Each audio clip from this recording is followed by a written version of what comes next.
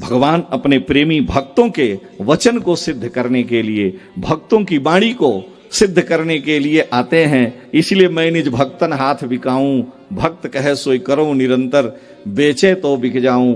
वाल्मीकि जी से राम जी ने पूछा है और बड़े सुंदर प्रसंग आए हैं। तो भगवान का अवतार भक्तों की वाणी को सत्य करने के लिए भी होता। नारद जी भगवान के भक्त हैं और पार्वती जी को इस बात का बड़ा संशय हुआ कि मेरे गुरुदेव श्री नारद जी, जिनकी कृपा से मुझे भगवान शंकर प्राप्त हुए, वो मेरे गुरुदेव नारद जी भगवान को शाप क्यों दिए। शंकर जी से कहा कि इसका कारण क्या है। भाई जलंधर की पत्नी ने शाप दिया, ठीक है। प्रताप भानु राजा को ब्राह्मणों ने शाप दिया, वो रावण हुआ, उसके लिए भगवान आए। लेकिन नारद शाप दीन है एक बार नारद जी ने भगवान को शाप दिया, उसका क्या कारण है। तो शंकर जी ने कहा कि पार्वती सुनो, तुम्हारे गुरुदेव नारद जी ने क्यों शाप दिया भगवान को। तो नारद जी ने भगवान को शाप जो दिया, बड़ी विचित्र बात है कि नारद जी ने कठोर तप किया। हिमालय पर्वत के उत्तुंग शिखर से निकलने वाली भगवती भागीरथी गंगा के पावन तट पर एक सुंदर क्षेत्र था और उस क्षेत्र में बाहर शिला बड़ी सुंदर विद्यमान थी गुफा के बाहर, और वहीं पर नारद जी जाकर के बैठे। तुलसी ने लिखा कि हिमगिर गुहा एक अति पावनी, वह समीप सुरसरी सुहावनी, आश्रम परम पुनीत सुहावा, देख देवरी सी मन अति भावा। नारद जी पृथ्वी पर विचरण करते हैं, सर्वत्र उनकी अबाध गति है। तो जब वो गंगा के पावन तट पर एक सुंदर हिमखंड को देखे, गुफा को, तो उनका मन लगा, वहीं बैठ गए तपस्या करने। नारद जी को दक्ष प्रजापति का शाप है कि वो गोदोहन काल से अधिक कहीं टिक नहीं सकते। लेकिन किसी भी प्रकार का शाप हो, अगर भगवान का व्यक्ति भजन करने लगे तो शाप दूर हो जाता है। और तुलसी कह रहे हैं, सुमिरत हरि श्राप गति बाधे, सुमिरत हरि श्राप गति बाधे, सहज विमल मन लागे समाधि, सहज विमल मन लागे समाधि। सुमिरत हरि शाप गति बाधी। भगवान का स्मरण करते ही दक्ष के शाप की गति रुक गई। नारद जी जो गोदोहन तक ही कहीं ठहर सकते थे, सहज विमल मन लाग समाधि, मन निर्मल हो गया, समाधि लग गई। इंद्र डर गए, उन्होंने अपनी भारी दैवी शक्ति को नारद जी की तपस्या नष्ट करने के लिए भेजा। अप्सराएं आई, बड़े बड़े लोग आए, नारद जी की समाधि डिगा नहीं सके। और अंत में इंद्र ने कामदेव को भेजा कि तुम जाओ। इंद्र की बड़ी निंदा हमारे यहां, ऋग्वेद में तो इंद्र की बड़ी प्रशंसा है, वेदों में इंद्र की बड़ी प्रशंसा है, लेकिन भक्ति साहित्य में इंद्र की निंदा की गई है। क्यों? तुलसीदास ने लिखा कि सूख हाड़ लई भाग सठ, स्वान निरख मृगराज। कुत्ता सूखी हड्डी लेके जा रहा था और सूखी हड्डी में कुछ तत्व नहीं था, लेकिन कुत्ता उस हड्डी को चबाता है तो उसके जबड़े फट जाते हैं, और जब जबड़े फट जाते हैं तो उससे रक्त चूने लगता है। तो अपना ही रक्त कुत्ता चाटता रहता है और समझता है कि हड्डी से खून निकल रहा है। तो तुलसी कह रहे हैं कि सूख हाड़, और तब तक शेर आ रहा था। तो उस कुत्ते ने देखा कि लगता है कि मेरा ये हड्डी देख करके मांस को छीनने के लिए शेर आ रहा है। तो तुलसी डांटते हुए कह रहे हैं कि सूख हाड़ लई भाग सठ, स्वान निरख मृगराज। कुत्ते ने देखा कि मृगराज आ रहा है और छीन ले जिमी जानी जड़। इतना मूर्ख है कि लग रहा है कि शेर हमारा ये हड्डियों का मांस का पिंड छीन लेगा। तो तुलसी कह रहे हैं कि तिम सूरपति ही न लाज। इंद्र को उसी प्रकार से कुत्ते की तरह से लज्जा नहीं आती। अरे नारद जी जो रोज जब चाहे तब वैकुंठ जाएं, जब चाहे तब पृथ्वी पर आवें, नारद जी भगवान के अनन्य पार्षद हैं, और वो अगर समाधि लगा के बैठे हैं तो स्वर्ग लेकर के क्या करेंगे? इंद्र वैकुंठ नहीं जा सकते। लेकिन नारद जी की अव्याहत गति भगवत धाम तक की है, ब्रह्मा जी के गोद से उत्पन्न है। और वो इंद्र को डर है कि नारद जी कहीं मेरा स्वर्ग न ले लें। तो तुलसी निंदा करते हुए कह रहे हैं कि कुत्ता जैसे हड्डी लेकर के चबा रहा और शेर आया तो भागने लगा कि मेरा ये छीन न ले। पाणिनि जी ने तो और भी ज्यादा निंदा कर दी। एक लड़की थी और वो माला बना रही थी। तो जब वो लड़की माला बना रही थी तो 3 चीजों को मिला के माला बना रही थी। कांच था, कांच माने शीशा, और मणि थी, और सोना था। तो सोने की गोली, कांच की गोली और मणि, तीनों को मिला करके वो माला बना रही थी।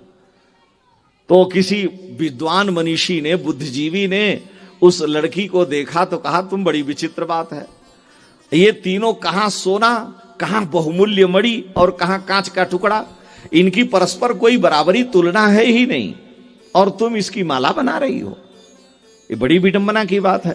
तो उस विद्वान ने एक लाइन बोली कि काचम मणि कांचन में सूत्रे ग्रथना सी बाले किमिदम विचित्रम। अरे बाले, कांच मणि कांचन को एक सूत्र में तागा में तुम पिरो रही हो, एक ऐसी विचित्र बात है।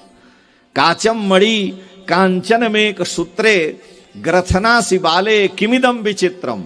तो उसने कहा हम तो पढ़ी लिखी नहीं है, हमारी छोड़ दीजिए। पाणिनि जी तो बहुत पढ़े लिखे थे, शंकर जी की कृपा भी थी, और उन्होंने एक ही सूत्र में विचारवान पाणिनि रेक सूत्रे स्वानम जुआनम मघवानमाह।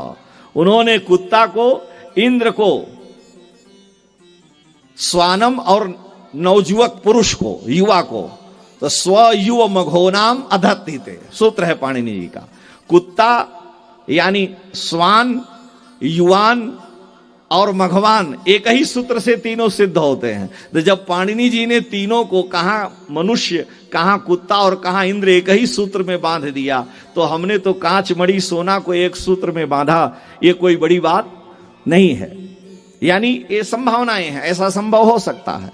पाणिनि जी जैसे ऋषि ने प्रयोग किया। तो तुलसीदास जी ने यहां कहना केवल इतना ही है, और सभी लोगों ने, भागवतकारों आदिकों ने इंद्र की प्रशंसा नहीं की है।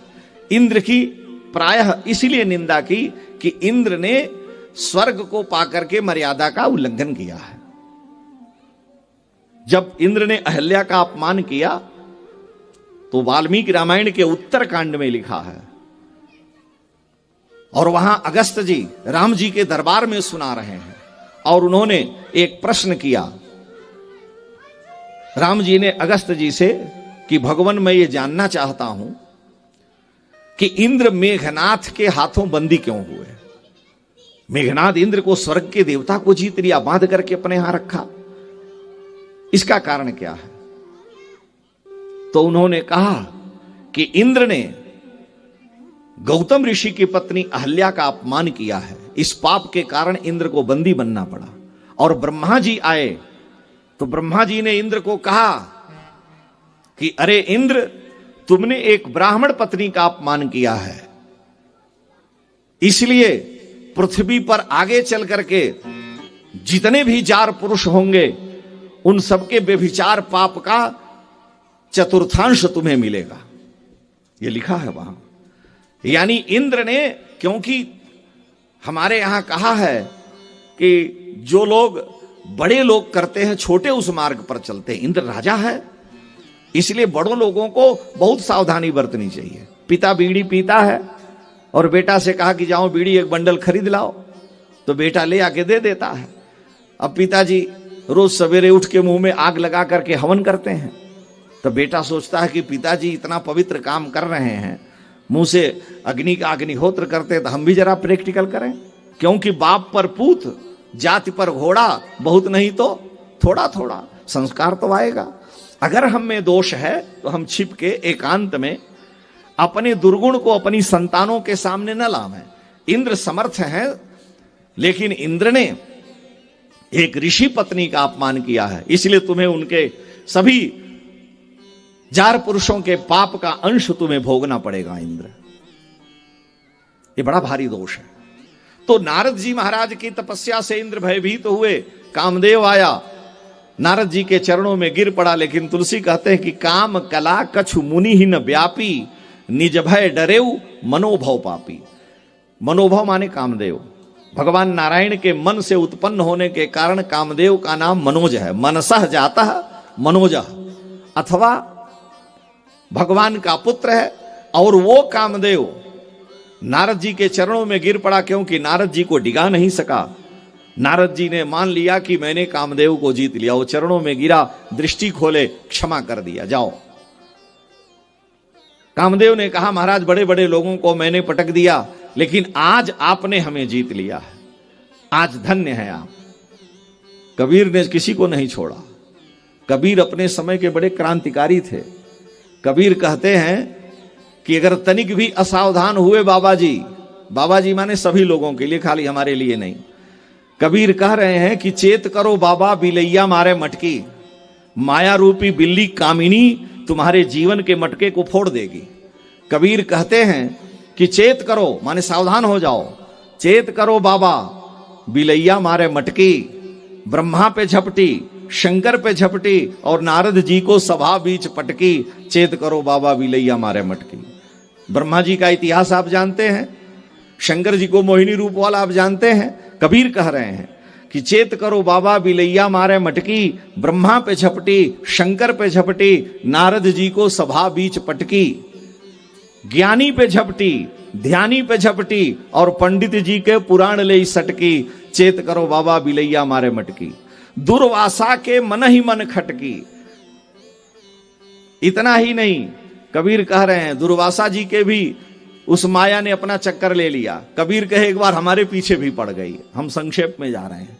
कबीर कह रहे हैं एक बार मेरे भी पीछे पड़ गई। एक बार मोहू पर झपटी और काशी से लेके मगह में पटकी, चेत करो बाबा बिलैया मारे मटकी। मगहर में लाके पटक दिया।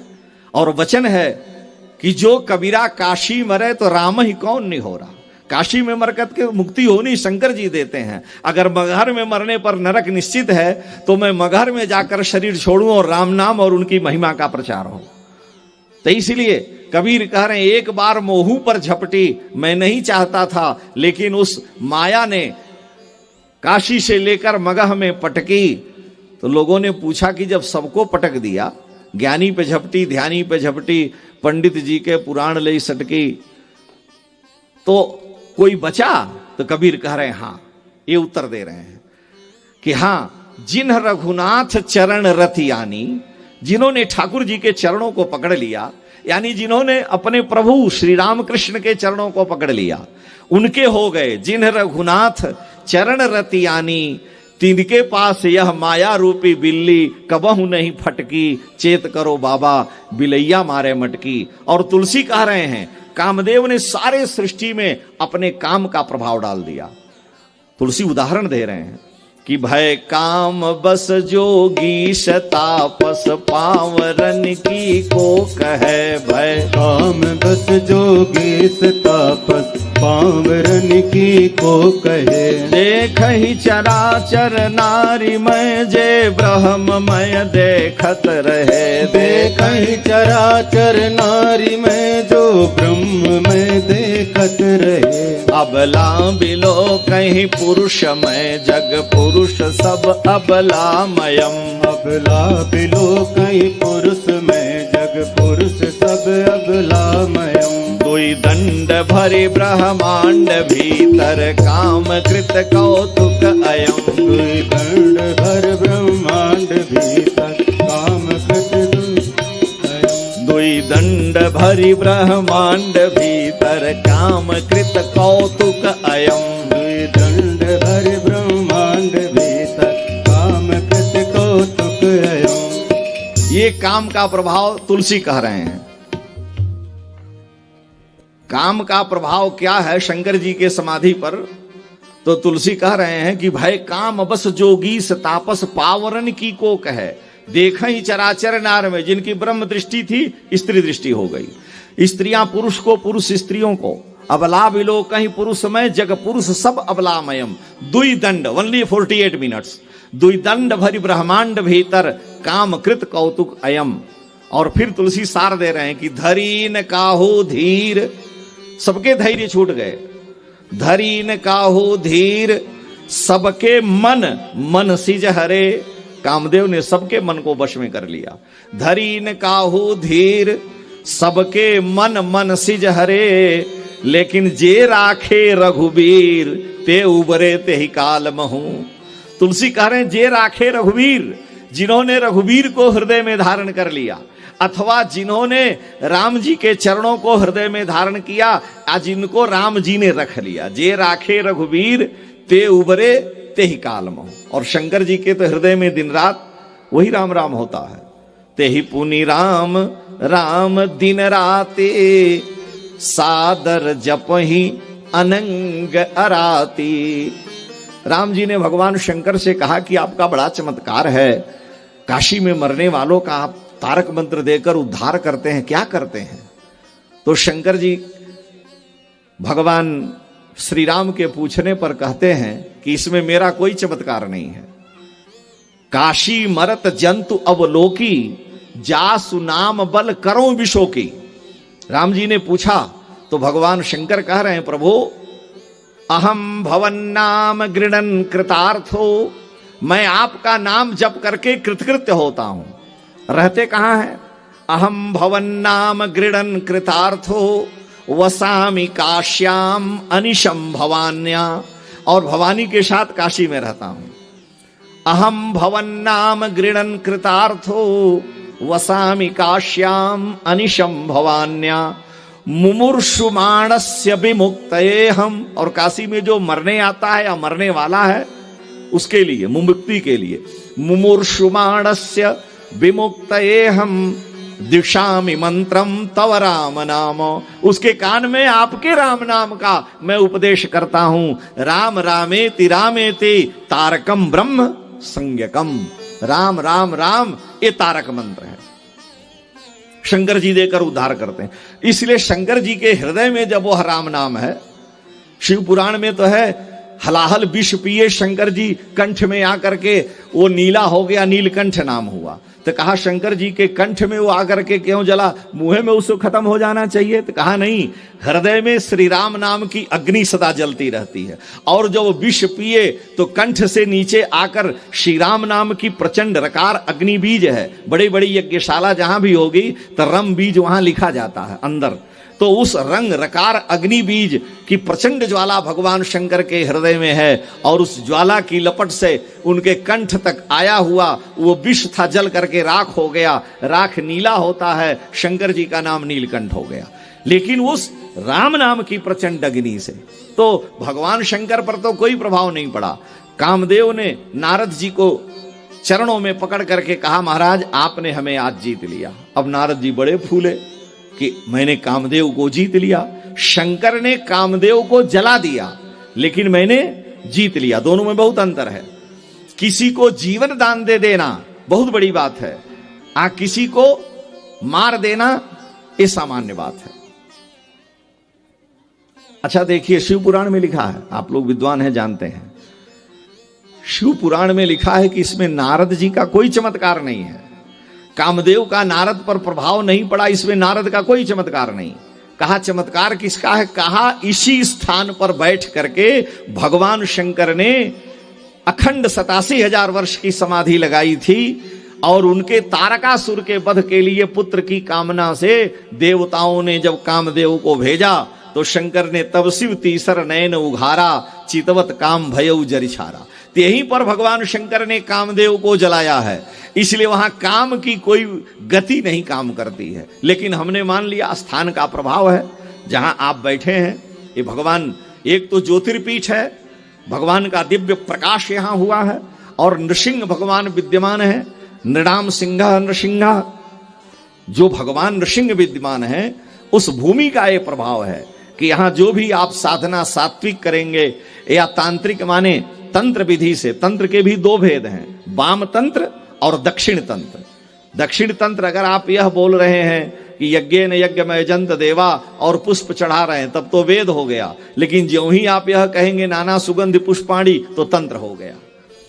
ये नियम है, क्योंकि श्रौत यज्ञों में पंडित जी बैठे हैं वैदिक, हमारे बचपन के मित्र हैं और साथे में हम लोग 5-7 साल रहे एक साथ। तो हाँ, अरे महाराज, तो कहने का मतलब यह है कि श्रौत यज्ञ में विशुद्ध वैदिक विधि का प्रयोग होता है, लेकिन जब आप तंत्र विधि से, तो उसमें सात्विक तंत्र यानी दक्षिण मार्ग और वाम तंत्र, वाम तंत्र में पंच मकारों का प्रयोग होता है, जो सब लोग जानते हैं, हमारा उससे मतलब नहीं है। तो तांत्रिक विधि की जो दक्षिण तंत्र की विधि है, सारे लोग, भगवान शंकर की भी आराधना उसी विधि से होती है, भगवान पशुपतिनाथ की आराधना विशुद्ध वैदिक और तांत्रिक विधि से होती है। अभी हम वहां से आ रहे हैं, कम से कम 10 बोतल उनको रोज सरसों के तेल से स्नान कराया जाता है, और सरसों का तेल तंत्र विधि में आता है, और अंड बंड नहीं, लेकिन सरसों का तेल, जहां भी तंत्र होगा तो ये विधियां हैं। तो ये जो विशुद्ध वैदिक और तांत्रिक विधि, सात्विक तंत्र यहां पर विद्यमान है। तो इस भूमि पर अगर आप तप करते हैं और आपके तप का अतिशीघ्र प्रकाश होता है, तो आपका चमत्कार कम है, भूमि की सिद्धि का प्रभाव अधिक है, क्योंकि ये भूमि उर्वरा है, ये भूमि दिव्य है। तो हर भूमि में, श्मशान में बैठ के जगाइएगा तो आपको मुर्दा पहले दिख जाएगा, आपको भूत प्रेत पहले दिखेंगे, लेकिन यहां बैठ करके साधना करेगा, भूत प्रेत फटकने नहीं पाएंगे, क्योंकि यहां जो दिव्य तेज सात्विक है वो आसुरी शक्ति को वैसे ही रोकता है। तो भगवान शंकर का चमत्कार है कि वहां काम का प्रभाव नहीं पड़ता। नारद जी ने मान लिया कि मैंने कामदेव को जीत लिया। ये भगवान के अवतार के लिए पार्वती जी ने पूछा कि नारद जी ने शाप क्यों दिया, इस प्रश्न को हम केवल समाधान इसका दे रहे हैं। भगवान के अवतार के लिए नारद जी सीधे कैलाश में चले गए, भगवान शंकर को जाकर के प्रणाम किया। शंकर जी ने कहा कि कहिए कैसे आए। नारद जी ने कहा कि प्रभु आपने बड़ी कृपा की है, आज मैं कामदेव को जीत लिया हूं। भगवान शंकर ने कहा कि बड़ी अच्छी बात है, आपने कामदेव को जीत लिया। अब शंकर जी से क्या कह रहे हैं कि आपने काम को जला दिया, लेकिन मैंने काम को जीत लिया। आप अपने हृदय के क्रोध को नहीं जला पाए, कामदेव को जला दिया, लेकिन मेरे हृदय में क्रोध आया भी नहीं और मैंने काम को जीत लिया।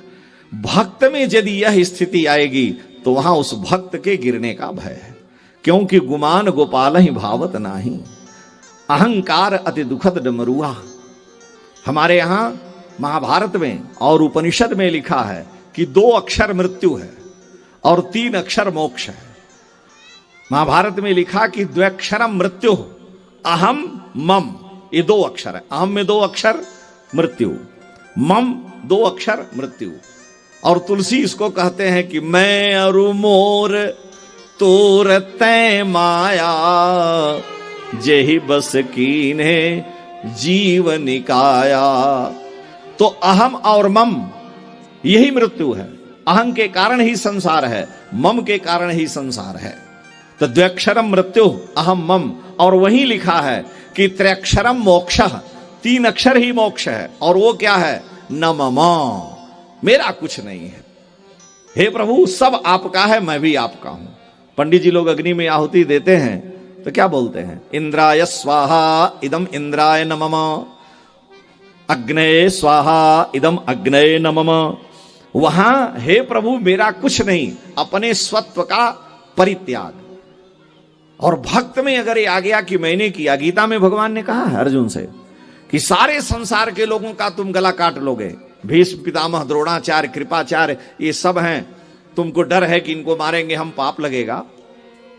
पाप तब लगेगा जब तुम में कर्तापन का अहम आएगा, अभिमान आएगा। तो कैसे होगा, तो भगवान ने अर्जुन को कहा कि यस्य नाहं कृतो भावो, जिसमें अहं भाव नहीं है, यस्य नाहं कृतो भावो, और बुद्धिर यस्य न लिप्यते, और उसमें जिसकी बुद्धि लगी नहीं कि मैंने किया। तो यस्य नाहं कृतो भावो बुद्धिर यस्य न लिप्यते, हत्वापि स इमान लोकान न हंति न निबध्यते। वो सारे संसार का नाश कर दे तो भी न उसे दोष लगता है, न वो दोष का भागी होता है। कौन, यस्य नाहं कृतो भावो, जिसमें अहम भाव नहीं है कि मैंने किया। अच्छा ये बताइए, 1 वर्ष का बालक आपने हाथ में ब्लेड दे दिया और मान लिया उसने किसी का, छोटा है बच्चा है, अपनी बहन का ही हाथ की नस काट दी, बहन मर गई, तो उस पर 302 का मुकदमा चलेगा? उसको तो पता ही नहीं है, वो अहंकृत भाव से रहित है, वो परमहंस वृत्ति में है। शास्त्र की आज्ञा है जिसमें अहम भाव नहीं है। भगवान कह रहे हैं कि अर्जुन यस्य नाहंकृतो भाव, 18वां अध्याय, बुद्धिर यस्य न लिप्यते हत्वापि स ईमान लोकान न हंति न निबध्यते। अहम नहीं आना चाहिए, मम नहीं होना चाहिए। और नारद जी में दोनों आ गए कि मैंने जीत लिया और मैं शंकर जी से श्रेष्ठ हूं, क्योंकि शंकर जी ने काम को जला दिया, हमने काम को जीवन दान दे दिया। शंकर जी ने कहा ठीक है, बहुत अच्छी बात है, आपने जो कहा ये तो बड़ी उत्तम बात है, लेकिन मैं ये कह रहा हूं कि जो आपने हमें सुनाया है ये भगवान से मत सुनाना, अपने स्वामी प्रभु नारायण से यह बात मत सुनाना। नारद जी सोचे कि शंकर जी तो अपने कामारी बन गए हैं, इनको लोग कामारी कहते हैं और हमारी प्रतिष्ठा ये देखना नहीं चाहते। इसलिए जब शंकर जी ने समझाया तो नारद जी की बुद्धि स्वीकार नहीं की और सीधे वहां से बैकुंठ गए। बैकुंठ में जाकर के नारद जी ने भगवान को बतला दिया कि मैंने कामदेव को जीत लिया। अच्छा, किसी पिता के सामने आप जाएं और उस पिता से कहें कि मैंने आपके बेटे को पराजित कर दिया। पिता आपका बड़ा प्रेमी हो, आपको बहुत मानता हो, लेकिन आत्मा वही जायते पुत्र, पिता का ही शरीर तो पुत्र रूप में है। और उस पिता से आप कहेंगे कि मैंने आपके पुत्र को जीत लिया, तो पिता को सुख मिलेगा? अरे ऊपर से पिता कह देगा ठीक है, लेकिन अंदर से सुख नहीं मिलेगा। भगवान का ही पुत्र कामदेव है, उन्हीं के मन से उत्पन्न है, इसलिए मनोज है। और नारद जी कह रहे हैं कि प्रभु मैंने कामदेव को जीत लिया है।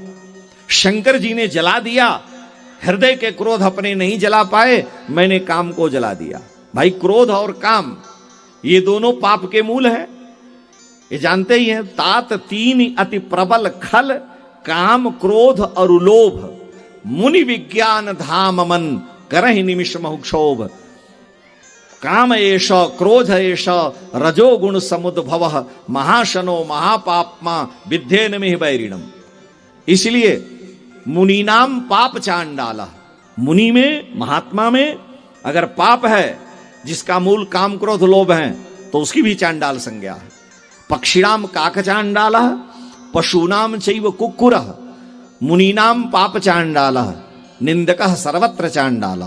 तो पाप बड़ा भारी दोष बनता है। भगवान नारायण से काम ने कहा, नारद जी ने कहा कि प्रभु मैंने कामदेव को जीत लिया। भगवान ने कहा कि नारद तुम मेरे भक्त हो और अगर तुमने काम को जीत लिया तो ये बड़ी अच्छी बात है। संसार कहेगा कि भगवान के भक्त नारद ने कामदेव को जीत लिया है, तो यह सब तो तुम मेरे भक्त हो, इसलिए तुम्हारा प्रभाव अच्छा है। नारद जी और फूल के जो है गुब्बारा हो गए कि भगवान भी मेरी प्रशंसा कर रहे हैं। लेकिन शंकर जी ने मना किया था कि भगवान नारायण से मत कहना। नारद जी प्रणाम करके भगवान को जब चले तो भगवान ने विचार किया कि नारद जी के हृदय में अभिमान का अंकुर अंकुरित हो गया है, अभिमान आ गया है। और भक्ति का सबसे विरोधी अगर कोई है तो वह अभिमान है। भक्ति समर्पण चाहती है, भक्ति त्याग चाहती है। भगवान जीव का समर्पण चाहते हैं, भगवान त्याग चाहते हैं जीव का। और श्री नारद जी के मन में अभिमान आ गया कि मैंने कामदेव को जीत लिया। भगवान ने कहा कि नारद तुम्हारे सुमिरन ते मिटहि मोह मार मदमान। नारद जी वहां से लौटने लगे। भगवान ने विचार किया, जरा देखें नारद जी ने वास्तव में काम को जीत लिया है कि केवल ओनली लिप सर्विस, केवल ओठों का व्यापार कर रहे हैं। तो नारद जी महाराज जब मार्ग में लौटे तो भगवान ने माया की एक नगर बनाया। शिव पुराण में भी ये कथा है और भागवत रामायण में तुलसी कह रहे हैं। भगवान ने एक नगर बनाया और उस नगर के राजा का नाम शीलनिधि है। माया का नगर है, नगर के राजा का नाम शीलनिधि है। राजा शीलनिधि की पुत्री का नाम विश्वमोहिनी है। विश्वमोहिनी विवाह के योग्य हो गई है। नारद जी जब उस नगर में गए और उधर से जाने लगे तो राजा को पता चला कि भगवान के अनन्य प्रपन्न भक्त, भक्ति के आचार्य नारद जी यहां हमारे नगर से होकर के जा रहे हैं। तो तुरंत उसने नारद जी के चरणों में आकर प्रणाम किया, उनका पूजन किया, ले जाकर के उनको सिंहासन पर बैठाया और नारद जी से कहा, महाराज बड़ी कृपा किए, आज आप हमारे नगर में आए। तो नारद जी बड़े प्रसन्न हुए। उसने अपनी पुत्री को बुला करके और नारद जी को प्रणाम कराया। नारद जी को उनकी पुत्री ने जब प्रणाम किया तो नारद जी से उसने कहा कि महाराज मेरी पुत्री का परसों स्वयंवर है, आप बतलाइए मेरी पुत्री की हस्तरेखा देखकर कि इसका पति कैसा होगा, इसको कैसा वर मिलेगा। तो नारद जी महाराज ने जब उस विश्वमोहिनी की हस्तरेखा देखी, राजा ने कहा मेरी पुत्री है विश्वमोहिनी, इसका नाम है, इसकी हस्तरेखा देखिए। तो तुलसीदास जी लिखते हैं कि नारद जी उसकी हस्तरेखा देखते ही अपनेपन को भूल गए, कहां काम को जीते थे, और विश्वमोहिनी की हस्तरेखा देखते ही देखी रूप मुनि बिरति बिसारी, बड़ी बार लगी रहे निहारी। नारद जी को वैराग्य भूल गया, उस कन्या को देखते ही रह गए। और तुलसी कह रहे हैं कि लक्षणता सो बिलो की भूलाने, हरस हृदय नहीं प्रगट बखाने। नारद जी अपनापन खो बैठे उसके लक्षणों को देख करके और विचार किए कि जो यही बरई अमर सोई होई, जो इस कन्या का पति होगा वो तो अमर होगा। समर भूमि ते ही जीत न कोई, तीनों लोकों में उसको कोई जीत नहीं सकता है। और सेवा ही सकल चराचरता ही, सारे संसार के चर अचर जड़ चेतन प्राणी इसके होने वाले पति की सेवा करेंगे। बरई शील निधि कन्या जाही, ये शील निधि राजा के पुत्री की रेखा बड़ी विचित्र है। और ऐसा कह करके नारद जी अपने मन में कहा कि महाराज आपकी पुत्री दो चार बातें बताई, बड़ी शुभ है, अच्छी है। सुता सुलक्षण कहीं नृप पाही, नारद चले सोच मन माही। वहीं से लौट गए और नारद जी विचार करने लगे, अगर हमारा इससे विवाह हो जाए तो चराचर जगत का प्राणी हमें प्रणाम करेगा, संसार में कोई हमें जीत नहीं पाएगा। भाई जो यही बरई अमर सोई होई, समर भूमि ते ही जीत न कोई।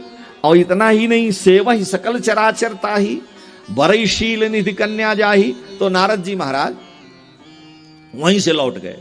राजा के कहे बहुत अच्छा, इसका पति ऐसा वैसा होगा, और वहीं से लौट गए। सोचे बैकुंठ चलें और भगवान से कहें कि अपनी सुंदरता हमें दे दो और विश्वमोहिनी से मेरा विवाह हो जाए। अभी काम को जीत के आए हैं,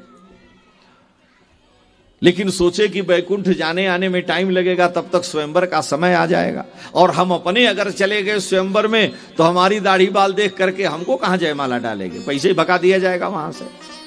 तो नारद जी भगवान का स्मरण करने लगे, तुरंत भगवान प्रकट हो गए। वो तो स्वयं बड़े कौतुकी हैं। भगवान प्रकट हो गए, नारद जी ने देखा, चरणों में प्रणाम किया। भगवान ने कहा, नारद जी कैसे आपने स्मरण किया, अभी आप बैकुंठ से आए और फिर हमारी याद किए।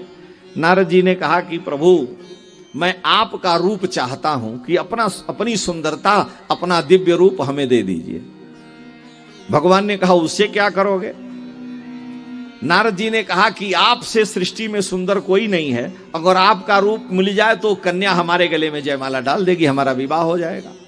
आपन रूप देहु प्रभु मोही, आन भांति नहीं पावो ओही।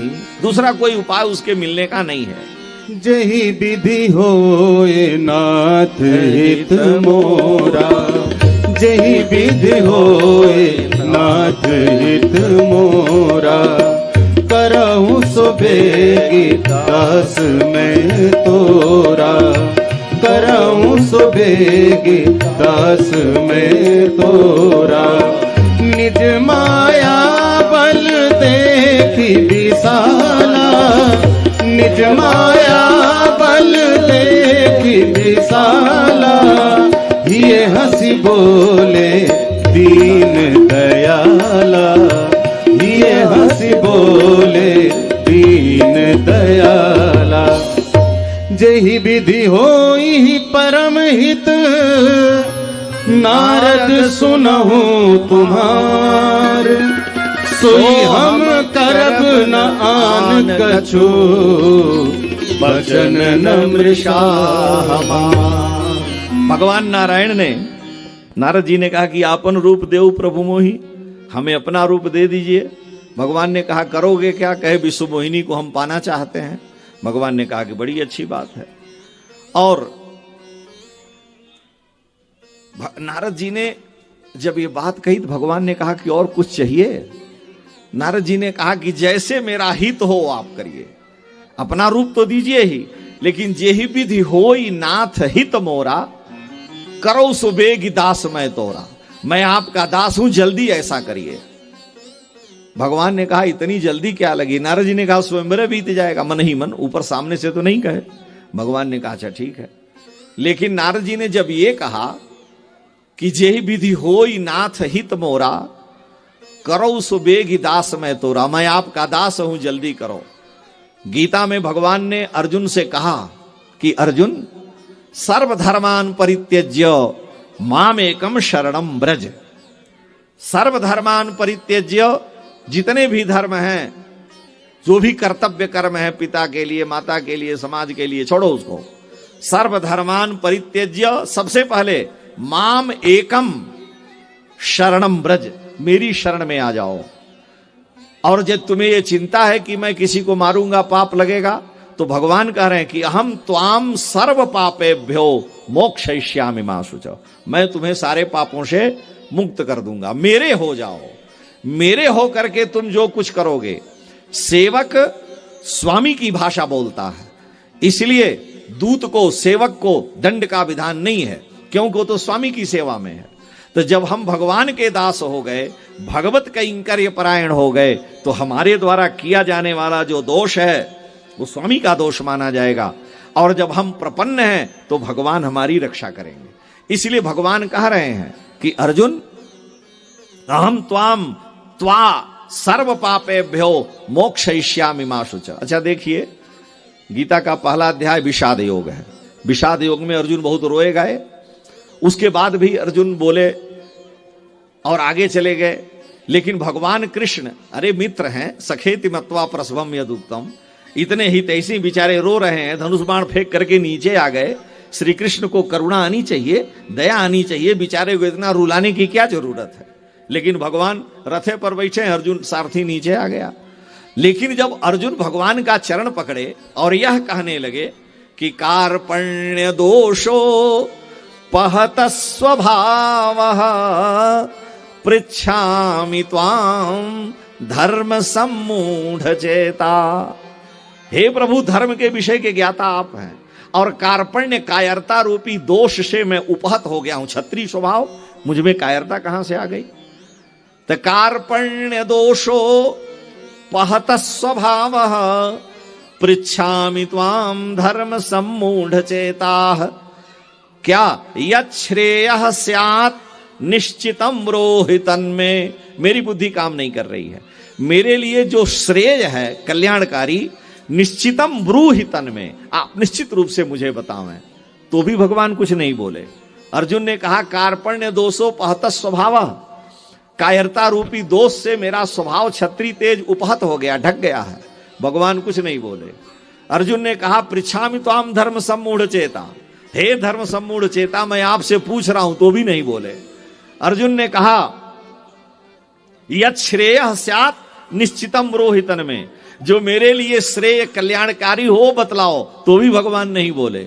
और जब अर्जुन कहे कि शिष्यस्ते हम, मैं आपका शिष्य हूं, तो भी भगवान नहीं बोले। और जब अर्जुन ये कहे कि त्वाम प्रपन्नम, तो तुरंत भगवान की वाणी प्रकट हो गई। श्री भक्त वत्सल भगवान की जय हो। अर्जुन कह रहे हैं कि प्रभु मैं आपका प्रपन्न हूं। दुधमुहा बालक मां का प्रपन्न है। अगर मां दूध पिलाएगी तो बचेगा, नहीं पिलाएगी तो नहीं बचेगा। मां उसे जहां चाहे ले जाए, न खड़ा हो सकता है न चल सकता है।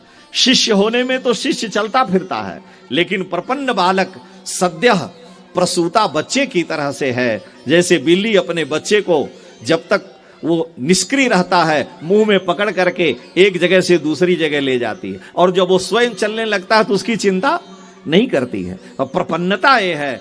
जब अर्जुन ने कहा मैं आपका शिष्य हूं, तो भी भगवान मौन है। लेकिन जब यह कहा कि त्वाम प्रपन्नम, मैं आपका प्रपन्न हूं, तब भगवान अर्जुन को गीता के दूसरे अध्याय से उपदेश करते हैं। और अंत में यही कहते हैं, मेरी शरण में आओ, मैं तुम्हें सारे पापों से मुक्त कर दूंगा। नारद भगवान के प्रपन्न भक्त हैं, नारद जी भगवान के शरणागत भक्त हैं, और वो नारद जी भगवान से कहते हैं कि जेहि विधि होई नाथ हित मोरा करौ सो बेगी दास मैं तोरा। तो भगवान क्या उत्तर देते हैं कि तुम अपने हित की सोच रहे हो, लेकिन तुम मेरे हो, इसलिए जेहि विधि होई परम हित। केवल तुम्हारा हित नहीं, तुम्हारा कल्याण नहीं, परम कल्याण जैसे होगा। जय विधि होई परम हित नारद सुनहु तुम्हार, सो हम करब न आन कछु बचन मृषा हमार।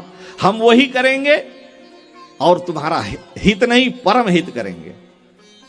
स्वयंवर के दिन नारद जी प्रसन्न हो गए, स्वयंवर में आ गए। आज तीसरा दिन है, सैकड़ों सिंहासन लगे हुए हैं, 3-4 लाइनों में पृथ्वी के बड़े बड़े राजा महाराजा वहां आकर के बैठे हैं।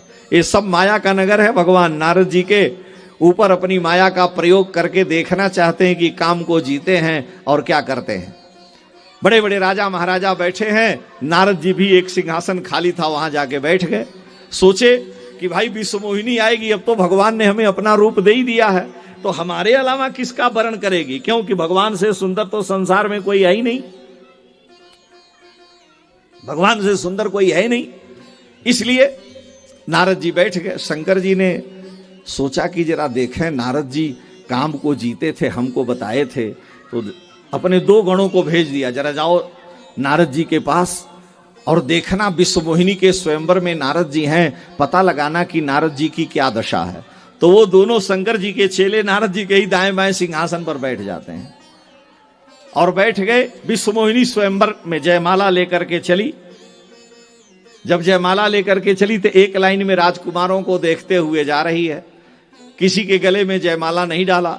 दूसरी लाइन में आई तो देखी कि यहीं बैठे हैं बाबा जी नारद जी, तो उस लाइन को छोड़ के तीसरी लाइन में चली गई। स्वयंवर में जयमाला लिए लिए अब नारद जी बैठे बैठे बेचारे व्याकुल हो रहे हैं कि एक लाइन में पूरे सबको देखा, दूसरी लाइन में आधा आई, हमको देखते ही मुड़ के चली गई, तीसरी लाइन में चलने लगी। शंकर जी के गणों ने कहा कि बीच में बैठे हो, कम से कम आगे जाके बैठना चाहिए, इसीलिए तो तुम्हारे पास आई नहीं। तो चौथी लाइन में सबसे आगे जाके नारद जी बैठ गए। अब जब वहां बैठ गए तो विश्वमोहिनी जब जयमाला लेके चली तो देखिए तो आके गेटे पर बैठ गया है, तो फिर पहली लाइन में चली गई। अब नारद जी बेचारे बड़े व्याकुल हैं कि क्या करें क्या नहीं करें, कुछ समझ में नहीं आ रहा है। शंकर जी के गणों ने कहा कि आप पहली लाइन में सबसे पहले चल के बैठ जाइए, दूसरी लाइन में जा रही है, और उसके बाद देखिए आप क्या होता है। तो नारद जी महाराज पहली लाइन में ही, जहां लाइन से सिंहासन लगे हैं, पहले ही सिंहासन पर जाकर के बैठ गए और जाकर के बैठ गए। अब विश्वमोहिनी पहली कतार में ही जाना बंद कर दी, अब दूसरे तीसरे कतार में जाने लगी। तुलसीदास जी कह रहे हैं कि नारद जी महाराज इतने व्याकुल हैं, पुनि पुनि मुनि उकसही अकुलाही। नारद जी बार बार व्याकुल होते हैं कि क्या हो रहा है, हमारी ओर देख नहीं रही है। पुनि पुनि मुनि उकसही अकुलाही, अदेखी दशा हर गण मुस्काई। शंकर जी के गण बड़ी चुटकी ले रहे हैं और कह रहे हैं अरे महाराज आप जैसा सुंदर कौन है, आपके पास क्यों नहीं आ रही, चलिए वहां बैठ जाइए। ये काम का प्रभाव है, वहां जाके बैठे, वो भी साथे में जाते हैं। अब नारद जी बार बार यहां वहां बैठते रहे, लेकिन इसी बीच में तुलसी लिख रहे हैं कि जेहि दिसि नारद बैठे फूली, सो दिसि तेहिन बिलो की भूली। जहां जिस कोने में नारद जी बैठते हैं, विश्वमोहिनी राजा शील निधि की पुत्री वहां देखती ही नहीं। पुनि पुनि मुनि उकसही अकुलाही, नारद जी व्याकुल होते हैं। इसी बीच में धरि नृपतनु तह गयउ कृपाला, अकुंवरी हर्षि मेले जयमाला। तब तक भगवान नारायण राजकुमार का रूप धारण करके आए। विश्वमोहिनी ने देखा, भगवान के गले में जयमाला डाल दिया, भगवान हाथ पकड़ करके लेके चले गए। अब नारद जी बेचारे मुंह लटका लिए, बड़े व्याकुल, इतना उटपटांग सब किए भी और उसके बाद भी काम नहीं बना। शंकर जी के गणों से कहा कि क्या करें। शंकर जी के गणों ने कहा कि पहले शीशा मुंह देख लीजिए, यहां आए हो विवाह कराने, कम से कम शीशा मुंह देखो। शीशा तो मिला नहीं, तालाब था, तालाब का पानी था, उसमें जा करके अपना चेहरा देखे। तो जब तालाब में अपना चेहरा देखे तो देखा कि भगवान ने बानर बना दिया है। मरकट बदन भयंकर देही, देखत हृदय क्रोध भाते ही। हम लोगों के यहां भाषा में बोला जाता है खिसियानी बिल्ली खंभा नोच है। तो नारद जी को बड़ा क्रोध आया। क्यों?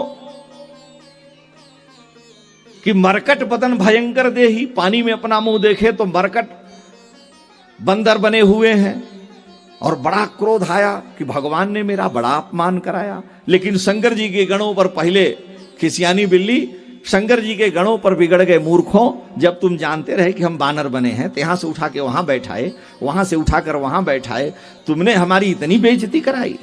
इसलिए मैं शाप देता हूं कि तुमको जब पता है कि हमारा रूप ऐसा है तो तुमको तो बताना चाहिए। इसलिए शंकर जी ने कहा, नारद जी ने कहा कि देखो तुम लोग दोनों राक्षस हो जाओ, क्योंकि तुमने हमारा अपमान किया। लेकिन भगवान नारायण ने मेरी जो बेइज्जती कराई, अब हम चल रहे हैं उनसे निपटेंगे। और वहां से दौड़ पड़े, बैकुंठ जाने के लिए चल पड़े, लेकिन बीच में ही भगवान मिल गए। बीच ही पंथ मिले दनुजारी। अच्छा, भगवान भी बड़े नाटकीय हैं। जब भगवान मिले तो विश्व मोहिनी भी साथ में थी और लक्ष्मी जी थी। अब तो पारा 7वें आसमान पर चढ़ गया कि आपने कहा था कि जैसे तुम्हारा परम हित होगा हम करेंगे, और विश्व मोहिनी को लेकर के आप भाग आए। हमको आप कहे अपना रूप देंगे और हमको बानर का रूप दे दिए। इतनी मेरी आपने बेइज्जती कराई। भगवान को बहुत उल्टा सीधा कहे, डहक डहक परिचय सब काहू, अति असंक मन सदा उछाहू, करम शुभाशुभ तुमहिन बाधा, अबलग तुमहिन काहू साधा, भले भवन अब बायन दीन्हा, पावो हुए गे फल आपन कीन्हा, बंचे हो मोहि जवन धरि देहा, सोई तन धरऊ शाप ममेहा। आपने मेरी बेइज्जती कराई है, इसलिए मैं शाप देता हूं कि हे नारायण, आप राजकुमार होकर के आए हैं, आप राजकुमार शरीर में पृथ्वी पर जाएं, मनुष्य शरीर धारण करें। और आपने हमें बानर बनाया। कपि आकृत तुम कीन हमारी, आपने हमारी आकृति बानर की बनाई, लेकिन याद रखिएगा करिहे कीस सहाय तुम्हारी। आपके संकट में बानर ही आपकी सहायता करेंगे। और आपने मेरा बड़ा अपमान किया है। मम अपकार कीन तुम भारी, हम विवाह करना चाहते थे, मेरा विवाह नहीं होने दिया, तो मम अपकार कीन तुम भारी। तो मैं शाप देता हूं कि नारी विरह तुम होब दुखारी, नारी के वियोग में आप भी रोओगे, लता पताओं में चिपट करके पूछोगे। भगवान ने नारद जी का शाप शिरोधार्य कर लिया। तुलसी कह रहे हैं कि शाप शीश धरी हर्षिय। भगवान ने नारद जी का शाप ले लिया। बहुत अच्छा, आपने बड़ा सुंदर शाप दिया। भगवान मुस्कुराए। शाप शीश धरी हर्षिय, प्रभु बहु बिनती कीन। भगवान ने नारद जी से विनती किया कि नारद जी ने आप शाप दे दिया, हम स्वीकार करते हैं हंसते हुए, बड़ी कृपा की है आपने। और निज माया कै प्रबलता करशि कृपा निधि लीन। और भगवान ने अपनी माया खींच ली। और जब माया खींची तो नहीं तह रमा न राजकुमारी, न वहां लक्ष्मी है न विश्व मोहिनी है। नारद जी ने देखा ये सब माया का था, चरणों में गिर पड़े, रोने लगे। तब मुनि अति सभीत हरि चरना, और गहे पाहि प्रणतारति हरना। हे प्रभु, हमसे बड़ी भारी भूल हो गई, आप बड़े कृपालु हैं। भगवान ने कहा तुम तो हमसे कहे थे कि हमने काम को जीत लिया है। शंकर जी ने आपको मना किया और फिर भी आप हमारे पास आए और कहे मुझे काम को जीत लिया है, और एक ही बार में आप पटका गए। मैंने थोड़ी सी माया की खेल की और आप उसी में विवाह करने को तैयार हो गए। नारद जी, आपने भगवान शिव का अपराध किया है। वैष्णवा नाम यथा शंभु, देवा नाम अच्युतो यथा, निम्नगा नाम यथा गंगा, पुराणा नाम इतम तथा। तो वैष्णवा नाम वैष्णव, भगवान शिव परम वैष्णव हैं, और उस वैष्णवा अपराध का कारण है आपको जाकर के प्रायश्चित करना चाहिए। तो जपहु जाय शंकर सतनामा, भगवान के अष्टोत्तर शतनाम का आप जप करो, तब इस पाप से छुटकारा पाओगे, क्योंकि भगवान शिव की आज्ञा का उल्लंघन किया है। क्योंकि को नहीं शिव समान प्रिय मोरे, अस परती तजहु जनि भोरे। शंकर जी के मना करने पर भी आप अपना चमत्कार मान बैठे। उसी जगह पर भगवान शंकर ने काम को जलाया था। कहीं कहीं कभी कभी परिस्थिति ऐसी आती है जिससे जो दुष्ट है अगर उसको आपने अपमानित करके छोड़ दिया तो भयानक होकर के वो बदला ले सकता है। इसलिए उस दुष्ट का नाश करना ही जरूरी है। काम प्रबल दोषी है, इसलिए भक्त के लिए, ज्ञानी के लिए काम को जला देना ही ठीक है। सामान्य व्यक्ति के लिए काम अपने जीवन का आदर्श बनता है। और तुमने भगवान शिव का अपराध किया, इसलिए जपहु जाई शंकर सतनामा, होई हृदय तुरत विश्रामा। नारद जी महाराज को भगवान ने उनकी रक्षा की, बचा दिया, लेकिन कामदेव का प्रभाव नारद जी पर पड़ा। नारद जी ने भगवान को शाप दिया, उसी के कारण भगवान शंकर कह रहे हैं कि इस नारद के शाप के कारण भगवान का श्री रामा अवतार होता है, क्योंकि अपने भक्त के वचन को सत्य करना है। मृषा न होई देव ऋषि वाणी। जब नारद जी लौटने लगे, शाप हट गया, भगवान ने कृपा कर दी। जा रहे हैं प्रायश्चित करने शंकर जी का सतनाम जपने, तो बीच में शंकर जी के गण मिल गए। उन्होंने कहा महाराज खेत खाए गधा मारा जाए जुल्हा, भगवान ने सब कुछ किया, शाप आप हमको दे दिए, आपने हमारे ऊपर क्रोध किया, हम पर कृपा करिए। तो नारद जी ने कहा कि जाओ, निश्चर तो तुम्हें होना पड़ेगा, लेकिन जब सारे संसार को जीत कर अपने वश में कर लोगे तो भगवान तुम्हारा विनाश यानी तुम पर कृपा करने के लिए आएंगे, उनके हाथों से मरोगे, मुक्त हो जाओगे। नारद जी ने भगवान से कहा कि प्रभु एक बात बताइए, संसार में किसी को शाप मिलता है तो भय के मारे कांपने लगता है, रोने लगता है। राजा परीक्षित को एक ब्राह्मण ने शाप दिया, राजपाट सब संपत्ति छोड़ करके गंगा के तट पर अन्न जल छोड़ के आके बैठ गए, शाप के कारण कि हमसे शाप लगा है, अब जी कर क्या करेंगे।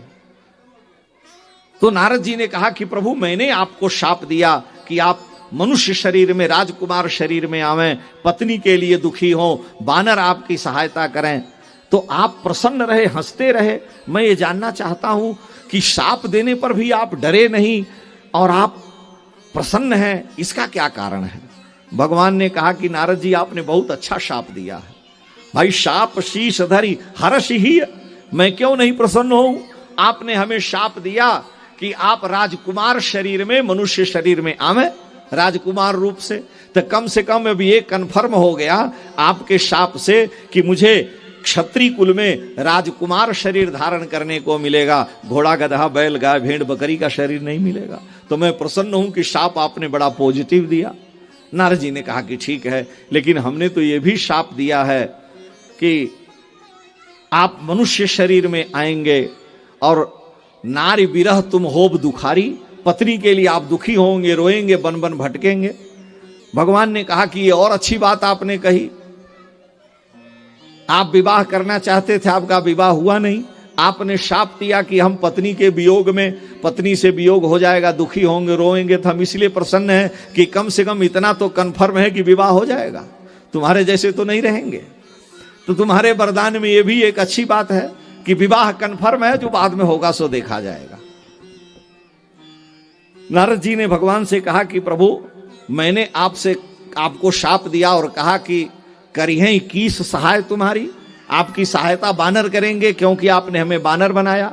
भगवान ने कहा इसलिए मुझे बड़ी प्रसन्नता हुई कि बानर हमारी सहायता करेंगे, न उनको वेतन देना है, न कपड़ा देना है, न उनके लिए मकान देना है, न घर देना है, न भोजन का खर्चा देना है। तो ऐसे लोग हमारी सहायता करें जिनके लिए हमको चवन्नी भी ना खर्च करनी पड़े, तो शाप है कि आशीर्वाद है। आपने बड़ी कृपा की। अयोध्या में जाइए, झोली झक्कड़ कपड़ा लत्ता सब छीन लेंगे। हाँ, चलना मुश्किल है महाराज, एक घास नहीं रहने देते हैं।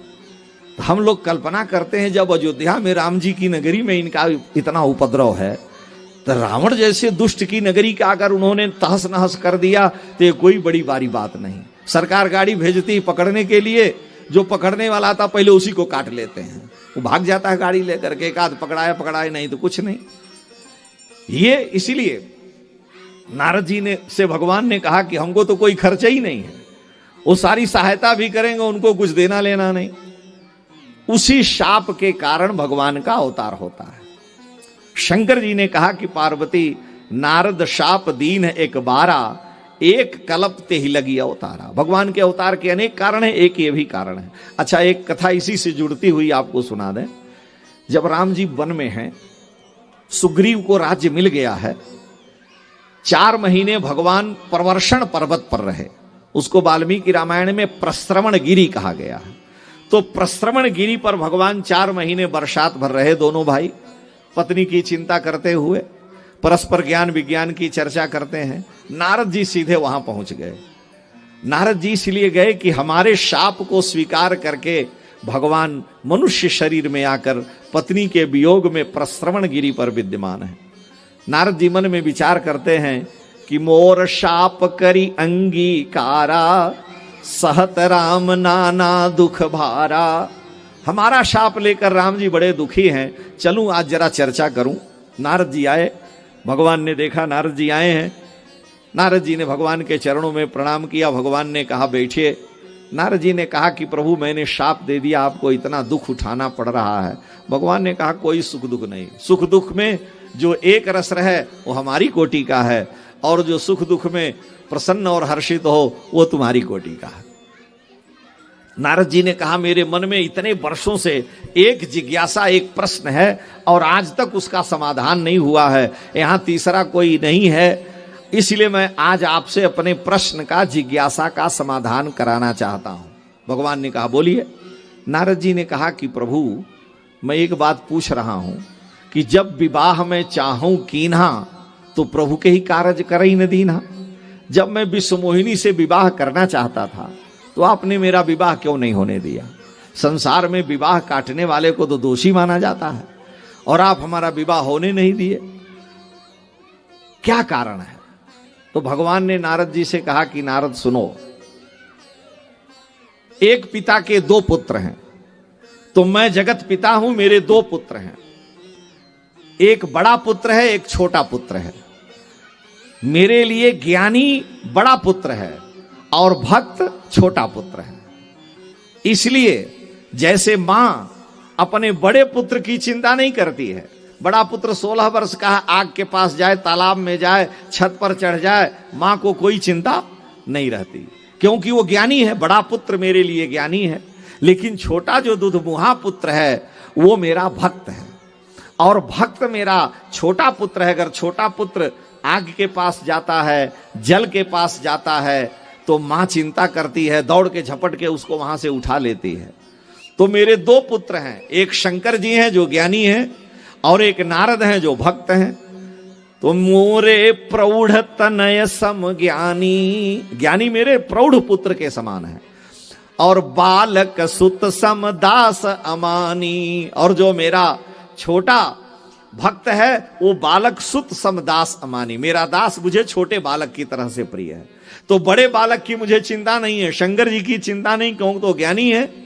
लेकिन जैसे मां छोटे बालक की चिंता करती है, भगवान कह रहे हैं मोरे प्रौढ़ तनय सम ज्ञानी, बालक सुत सम दास अमानी। इसलिए करऊं सदा तिनके रखवारी, जिमि बालक राखे महतारी। जैसे मां अपने छोटे बालक की चिंता करती है, मैं अपने भक्त की चिंता करता हूं। इसीलिए नारद जी आपको मैंने विश्वमोहिनी से विवाह नहीं करने दिया। नारद जी ने कहा कि चलिए बड़ी अच्छी बात, आपने हमें बचा लिया, लेकिन बानर क्यों बनाए? अरे नहीं विवाह कराना था तो ठीक था, बानर बनाने की क्या जरूरत थी? भगवान ने कहा कि आप हमारे बानर बने तो एक दिन आपको दुख उठाना पड़ा, एक ही दिन यहां से बैठे वहां, वहां से बैठे वहां।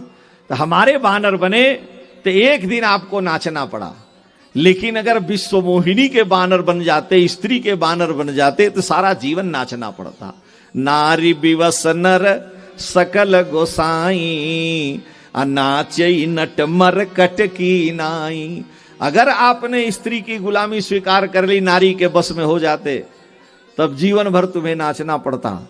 इसलिए श्रीमान जी आए, थके मादे बैग रखे, पत्नी जी टीवी देख रही थी, सीरियल कोई, कहे भैया जल्दी से चाय बनाओ, थके मादे आए हैं। उन्होंने कहा थोड़ा सीरियल हो जाने दीजिए। पत्नी कह रहे जल्दी करो, देर हो रही है। पत्नी से कहे, पत्नी कहे अरे रुक जाइए, इतना जल्दी क्या लगे, कपड़ा बदलिए, हम बना देंगे चाय। और पति कहे अरे तुम्हारा दिमाग खराब है, थके मादे आए हैं और चाय बना के नहीं देना चाहती हो। पत्नी बिगड़ गई, कहीं नहीं बनाएंगे, क्या कर लोगे? पति कहे हम अपने बना लेंगे, और क्या करेंगे। मानो बिगड़ जाए तो वहां व्यक्ति चुप हो जाता है। तो तुलसी कह रहे हैं कि नारी विवश नर सकल गोसाई, नाचई नट मरकट की नाई। अगर मेरे बानर बने तो एक ही दिन नाचना पड़ा, और विश्व मोहिनी स्त्री के बानर बनते तो जीवन भर तुम्हें नाचना पड़ता, इसलिए मैंने बानर बनाया। नारद जी ने कहा चलिए ये भी बात ठीक है, लेकिन जब बानर ही बनाए तो लाल मुंह वाला बानर बनाते तो थोड़ी इज्जत रहती। आपने मुझे काले मुंह वाला बानर बनाया, इससे बड़ी बेइज्जती हमारी और कुछ नहीं होगी। तो काले मुंह वाला बानर क्यों बनाए? तो भगवान कह रहे हैं, माताएं इस चीज को जानती हैं, भगवान कह रहे हैं कि नारद, जब मां अपने छोटे से 1, 2, 2.5, 3 वर्ष के बालक को नहला धुला करके सुंदर पीत झगुलिया पहना करके और उसका श्रृंगार करके खेलने को छोड़ती है, तो अपने लाला के आंख में लंबा काजल मां लगाती है। मेरी लाला की आंखें दिव्य हों तो आंख में काजल लगाती है, और जो काजल बच जाता है उसको उसके ललाट पर थोड़ा सा लगा देती है। ललाट पर लगाती है, डिठोना उसको बोलते हैं। अब काजल ललाट पर लगाने से श्रृंगार तो बढ़ता नहीं है, क्यों लगाती है माताएं जाने। हमारे यहां जो लिखा है वो हम बता रहे हैं कि भगवान कह रहे हैं कि इस मां अपने लाला के आंखों में लंबा काजल लगा करके और जो काजल बच जाता है उसके ललाट पर लगा देती है, इसलिए कि मेरे इस सुंदर लाला पर किसी की नजर न लग जाए। नजर से बचाने के लिए, अरे बालक को तो छोड़ दीजिए, लोग अपना ईंटा पत्थर का मकान बनाते हैं तो एक उल्टा मटका पर काला भूत जैसे बना के लटका देते हैं कि कहीं मेरे मकान पर नजर न पड़े।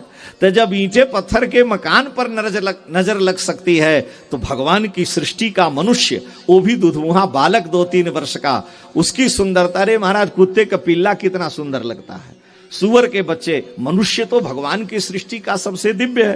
तो इसलिए उसमें किसी का मन न लग जाए, किसी की नजर न लग जाए, तो मां अपने बालक के ललाट पर थोड़ा डिठोना लगा देती है कि किसी की नजर न लगे। नारद जी ने कहा मेरी समझ में नहीं आया। भगवान ने कहा कि सामान्य जो स्त्री है, डाइन है, उसकी नजर बालक पर ना लगे तो थोड़ा सा मां काजल लगा देती है, लेकिन यदि विश्व मोहिनी रूपी डाइन है और वो अगर मेरे भक्त नारद पर प्रभाव डालना चाहती है, तो मैंने विचार किया कि थोड़ा काजल लगाने से काम नहीं चलेगा, तो मैंने पूरा पेंट कर दिया है आपको, और पूरा पेंट कर दिया तो उसकी नजर आप पर नहीं लगी। भाई जैसे व्यक्ति हो वैसा रक्षा करनी चाहिए, इसलिए भगवान ने कहा मैंने पूरे मुंह पर आपके कालिख पोत दिया और आपकी रक्षा हो गई। क्यों? कि आपकी ओर उसकी नजर न लगे। और तुलसी ने लिखा कि जहां नारद बैठे हैं, तो तुलसीदास कह रहे हैं कि जेहि दिसि नारद बैठे फूली, सो दिसि तेहि न बिलो की भोली। वहां भूल के भी नहीं देख रही है, क्योंकि भगवान ने ऐसा उनको कवच दे दिया है और ऐसा डिठोना लगा दिया है कि इस विश्व मोहिनी की नजर न पड़े। नारद जी भगवान का चरण पकड़ लिए कि आप बड़े कौतुकी हैं, बेइज्जती भी कराए और समाधान भी कर देते हो। तो नारद जी के शाप के कारण भगवान का अवतार होता है।